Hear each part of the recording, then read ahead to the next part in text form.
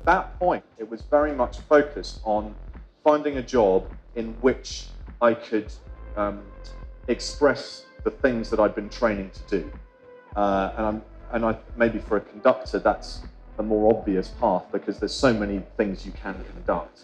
Getting a group to conduct is a great aim to have. And I spent a lot of time searching for jobs. I think it's a lot easier now, it's all online. So get Googling.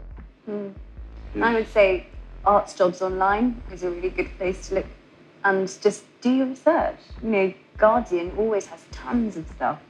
You just need to keep looking because things do pop up. I think it would be a bit lazy to say that, well, you don't get a gig unless you know someone in the band.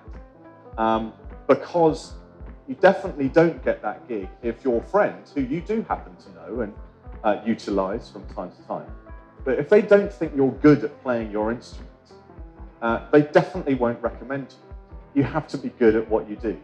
As a soloist, people want to hear you being a soloist. They don't want to hear you being an impression of somebody who you admire.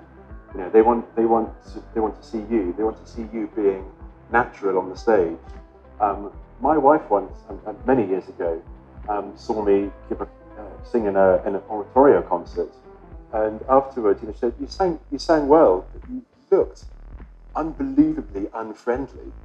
And I said, "Well, it was a religion. It was a passion. I had to look kind of, He said, "Well, that's absolutely not what you're like. You just look like somebody who I'd be really scared to talk to afterwards. The way you approached, your soloist spot, you just looked like you were, I couldn't say it because there's cameras here, but and that has always stuck with me.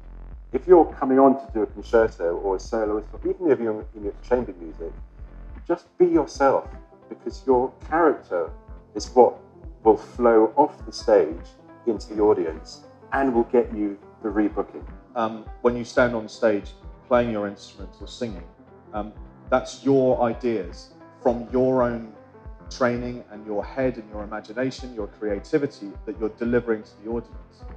And that can't be removed from the way your website looks. Your website should reflect you as a person and the way you go about your tweeting about your concerts and so on. If you really believe in a piece, well, say so. And I think the other thing I would say is there is no clear career path.